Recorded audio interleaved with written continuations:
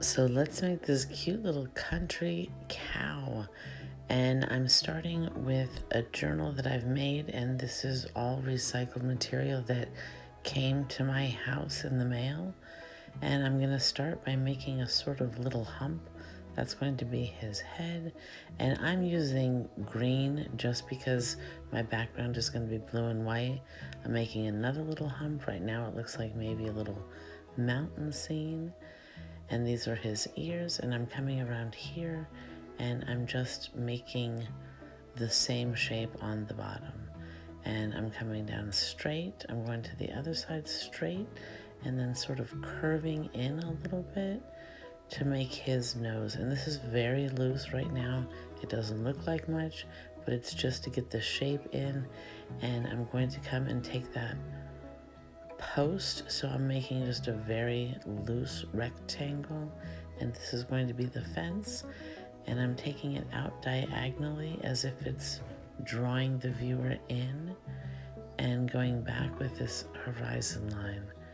And I'm going to do the bottom of the fence, and that's pretty much it. And now I have blocked in the beginning of my painting, and I'm slapping some paint directly onto the page. I've already put a little bit of white on there, and I'm going to start blending now. And as I'm blending this, it ends up getting too dark, and I put white back into it. That's the beauty of painting, is that you can always change the color. You don't like something, slap on a new color, put more white, put more black, put more green or red.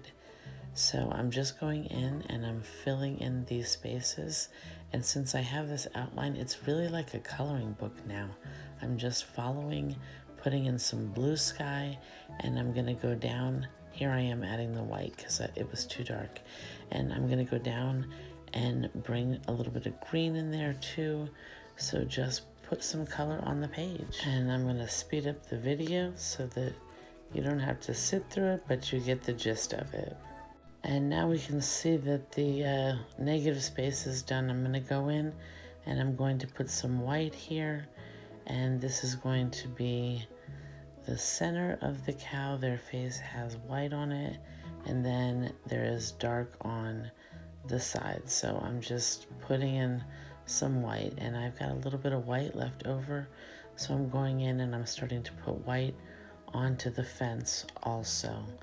And whenever I have a color on my brush, I will just stick it into the fence, I'll put it into the ground, I'll put it into the sky, because I don't want to wipe off my brush. I don't like wasting paint. I'm sticking some white on the fence, and then I'm going to switch over to this bigger brush. You see, the skinny brush wasn't covering it for me, and I'm gonna go in, get it wet. I've got some water on there, and I'm adding a little bit more white up here to sort of bring out that base of the fence.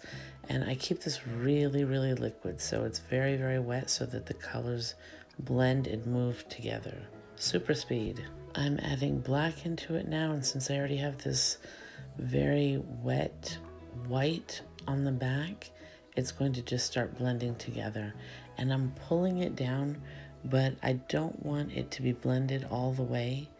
I want there to be streaks in there, because if you've ever looked at a fence, there's all sorts of knots and variations of colors. So that's what I'm doing here.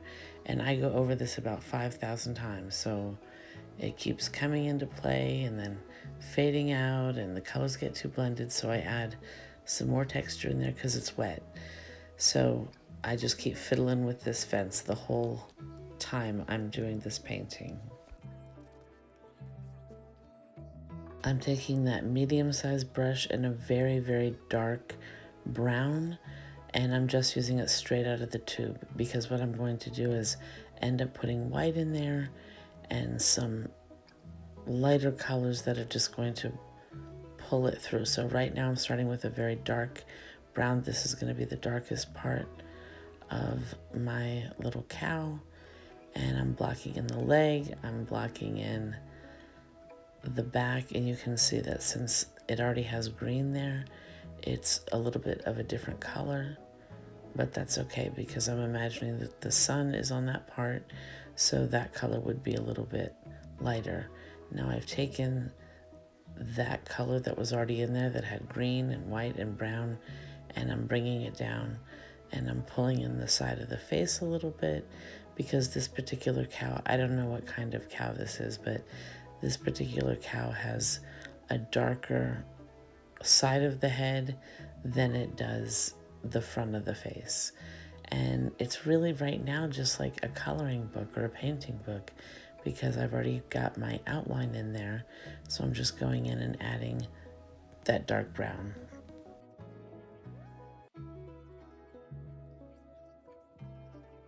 And you can see it's sort of taking that form of a cow now.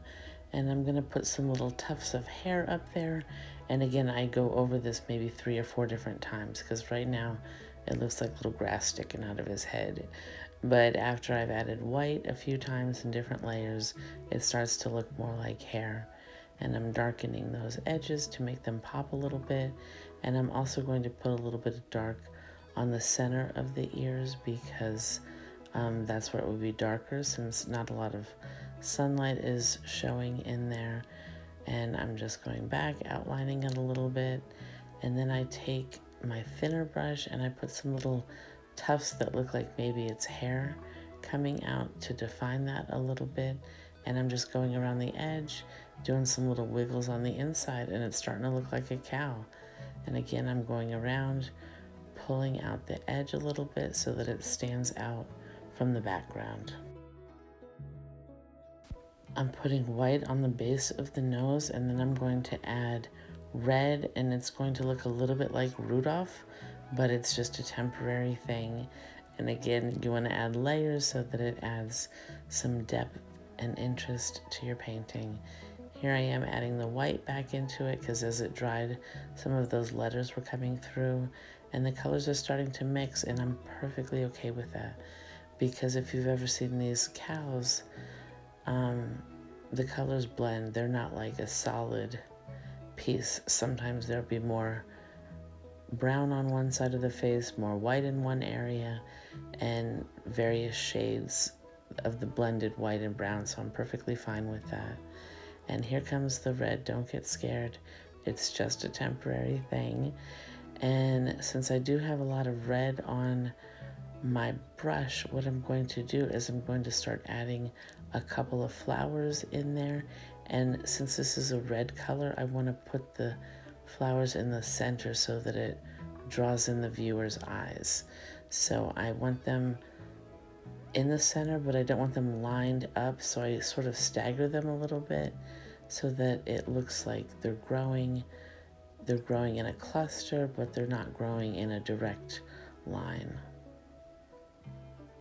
And I'm adding more white to the nose. Now it's a lighter pink, and I'm even taking that pink and sticking it into the body of the cow, because again, once everything's done, it's not really going to look like red or pink. It's going to just look like a variation on the fur. And I'm pulling it in, it's getting a little bit lighter.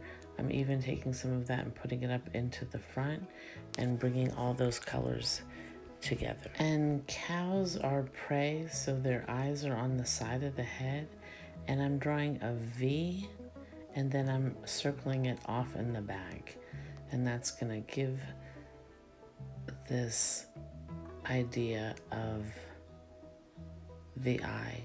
And the face was a little too narrow there, so I just pulled it out a little bit with some of the black, but since everything's wet, it's just all blending together. And I've got white and I have brown on the brush, and I'm making the eyelid so it looks like the cow's eye is tucked underneath that eyelid. And I go over this several times because again, it got a little too light, so I'm pulling it into different places and just sort of moving it around.